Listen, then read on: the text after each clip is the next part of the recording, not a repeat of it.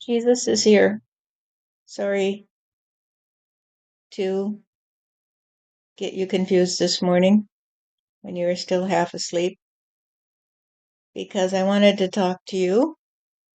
I got a little over anxious, and now we can communicate here, which allows you to adapt to my energy and not to have to try to figure out what's going on. Well, you are in between realms, you might say. So I heard you say today that it's always a bit hard for you to make the transition back into your body when you wake up and you feel sore and you don't have a lot of energy. When you were working on your sweaters, you would pop out of bed in the morning and be so excited to get to work because it was something you loved to do. And you didn't have to worry about the state of the world. You didn't carry the world on your shoulders, so to speak.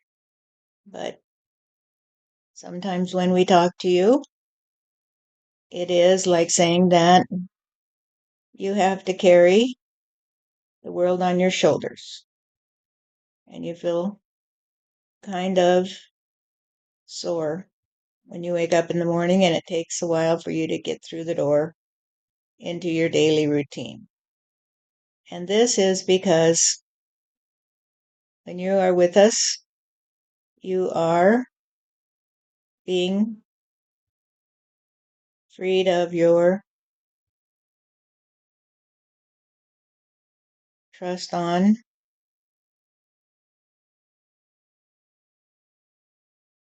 famous last words, carrying everyone's sins on your shoulders. But when you go back to earth and you look around you and you see what's happening on earth and you understand the lay of the land and you understand what's going on, but they won't listen to you because they can't escape from their own cages that are plastered with signs on the wall that say, hey, you got to stay here. You got to stay here and fry. It's hard not to cry out and say, wake up, people, wake up today because you're going to go away. You're going to go away because of the way you did play, right? It is Jesus, but let me get my coffee, okay? Might not be exactly the same for you because you can just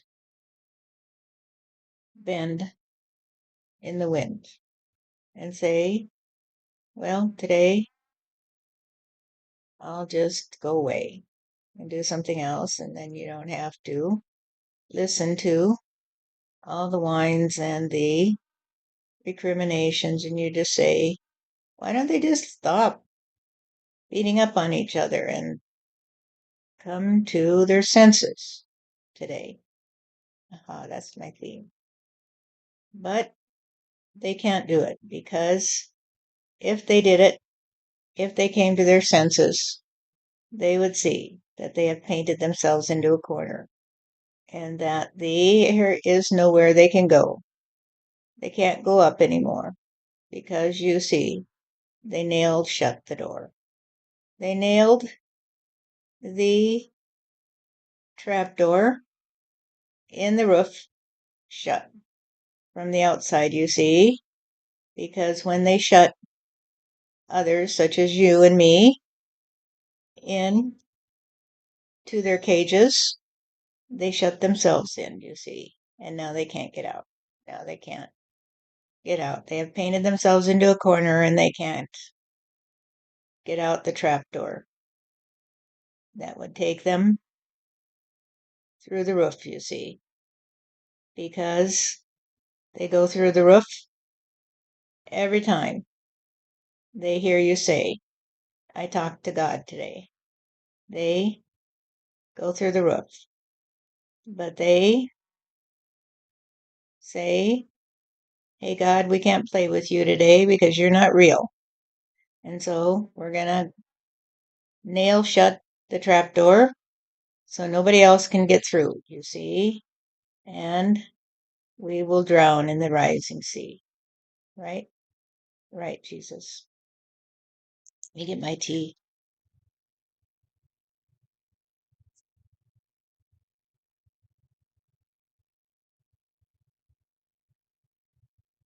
Many years ago, I came to see something very important in my own path, and it was that the path I chose was the path I was on. And so why don't I choose another path? And I said to myself, well, I've had some really, really good lives. I have had so many good experiences and met so many great people in my lives. Why don't I ask their wives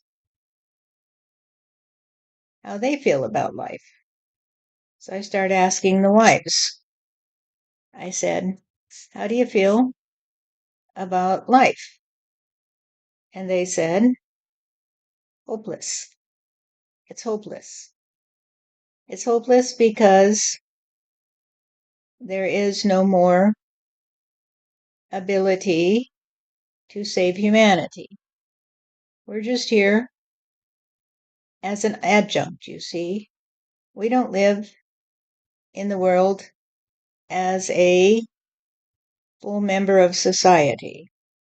And I said, why do you think that is? And they said, because life became all about the struggle to survive,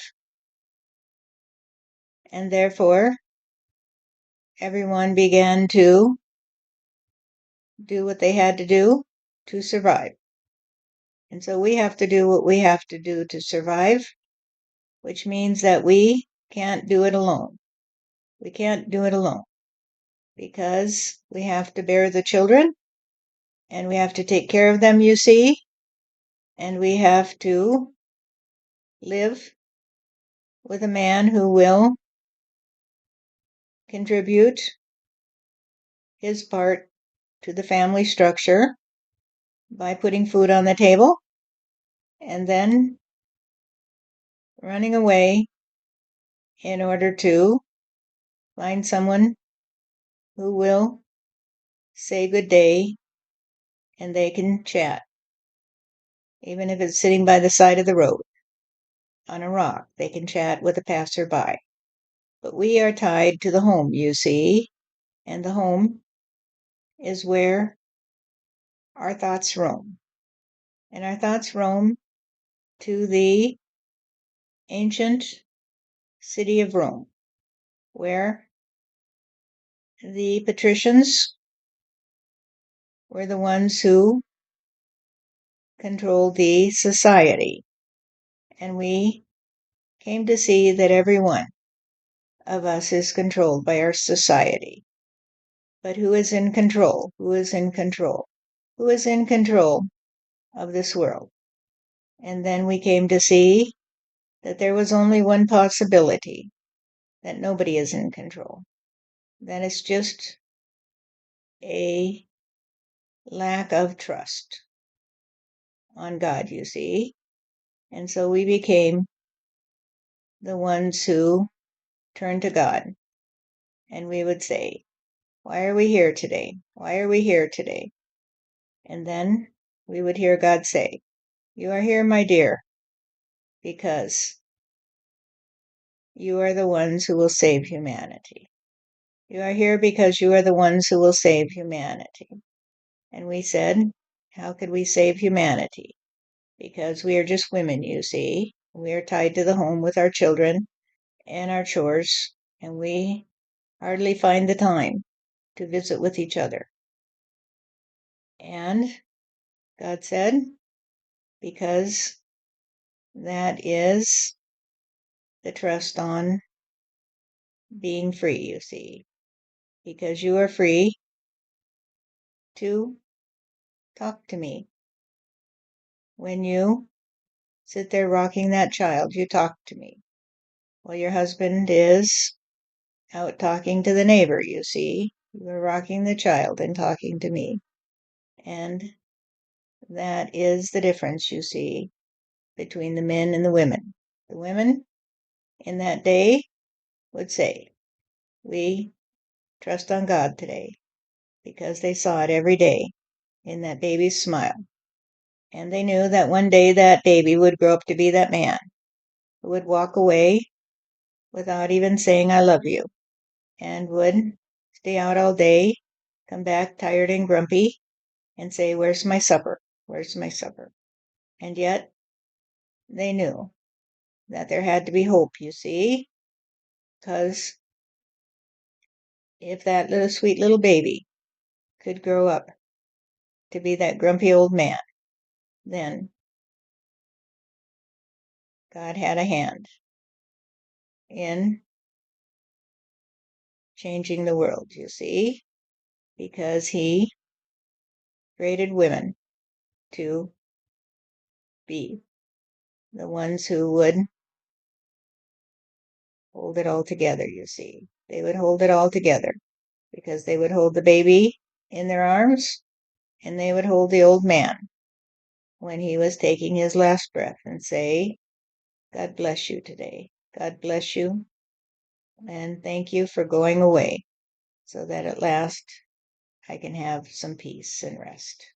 And that is something that has stuck with me through the years and through my lives, as I came to see that there had to be a way to rectify this problem, you see.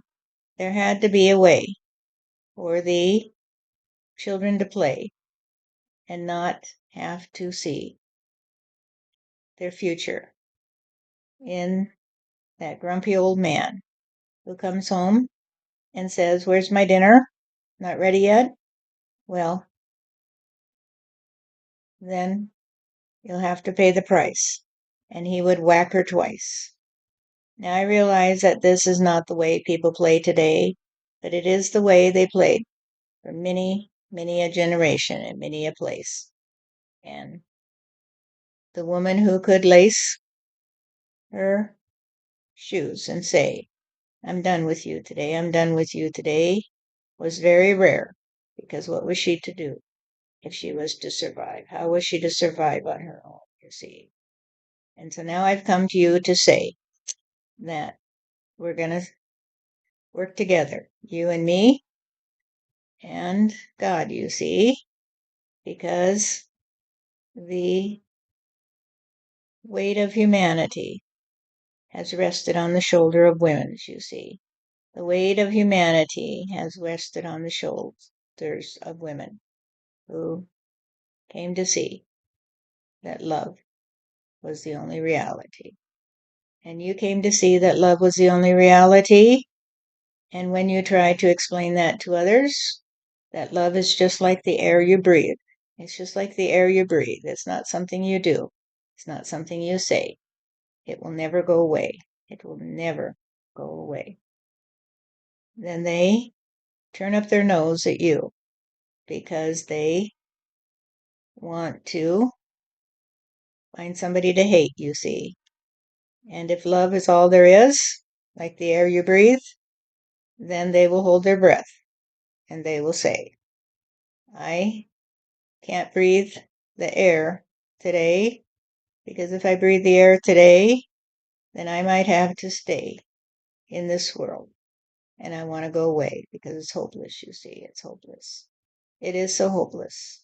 And so they cannot accept that love is all there is, that love is the one reality, that love is what makes the world turn around, you might say, because they don't understand that God is love, that God is love. God is like the air you breathe. You can't survive without it. And yet, so many people deny it is there.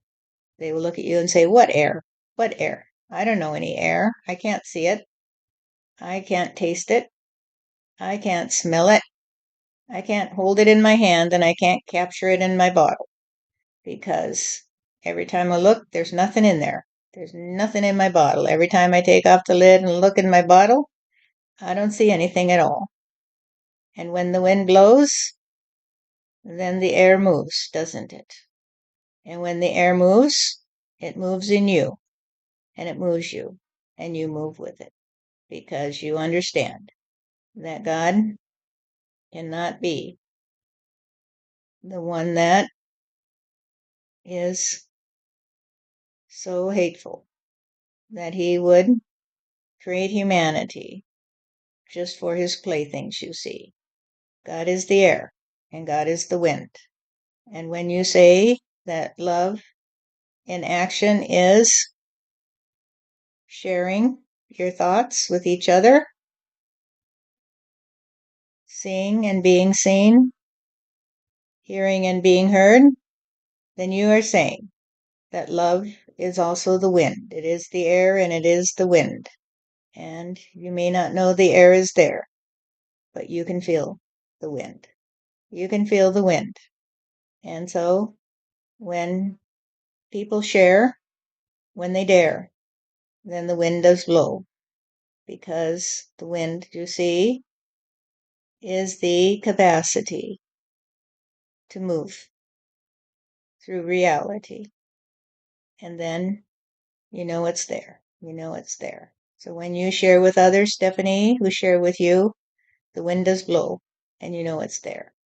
And this is why people feel so loved, you see, when they are seen and when they are heard, because they feel the wind and they say, "Wow, I feel very loved today." But they don't understand that love is there every day and that they breathe it every day in order to stay alive. They only feel it when they share. And when people care enough to share their thoughts and their trust on reality with another, you see, they extend the opportunity to others to feel the wind. That some feel the breeze and they say, "I cannot accept this, you see. I cannot accept the wind. I cannot accept the breeze because it's not real, you see. It's not real. The wind is not real. The breeze is not real. The only thing that is real, you see, is the container on the pulpit where the pastor tells me that he has captured the wind. You know this as the story that is told about me, that I pointed in a certain direction and said, look there, for what you're looking for. And everyone focused on my finger and said, oh, the finger is where it's at. The finger is where it's at. Jesus's finger is what we need to look at because that's what we're looking for. And they could not understand that the best I could do was to point my finger and say, hey, it's right under your nose, people. It's right under your nose. It's always there. But you are trying to find it in the aspects of the current flow of energy. So when the wind blows your hat or blows the leaves off the tree, you look at the leaves and you say, oh, there it is, there it is, it's the leaves. The leaves. I must bow to the leaves because the leaves are flying past me and they are magic, you see. So I will bow to the leaves that magically flow past my window because it must be God, you see. They cannot understand the wind. They cannot understand the breeze. They cannot understand the air they breathe. And this is the tragedy of humanity. Yes, Jesus, definitely. So what you say is very profound, and yet the people that are looking for Jesus will not hear you, and they will not listen to what you will say. And it occurs to me that when they worship Jesus, they're worshiping the leaves, and they don't understand the wind that moves the leaves. And so they don't understand the Christ, which is the understanding of the wind and the air, that it's there and flows through and sustains life and causes change. And so the child delights in the blowing leaves and can try to catch them and have fun with them, but they don't worship them. And so I don't worship you, of course, and you don't worship me, and we don't even worship God. We just say, this is the wind today. This is the air we breathe. This is God moving through me. You might say, it is the wind moving me. And so when I talk to you and have time with you, I just feel like a child playing, that we're just two friends playing and talking and sitting on this side of the road and discussing these things. But for other people that I see in my world, not all of them, there's a few who are getting it, but for most people that I see in my world, it's they don't even think about it. Most people don't even think about it. So maybe that's for the best because they're just the leaves blowing on the wind, right? God's just blowing them past us.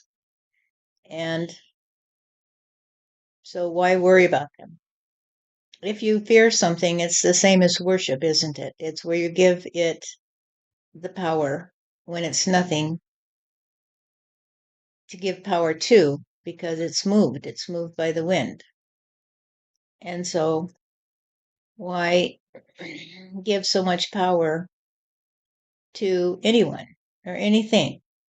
Just be friends and delight in playing together. And so the leaves that are blown on the wind play with the child that is blown on the wind, blown by God energy, you might say, to run and play and want to grab the leaves. So they play together. So the wind is moving both of them, you might say.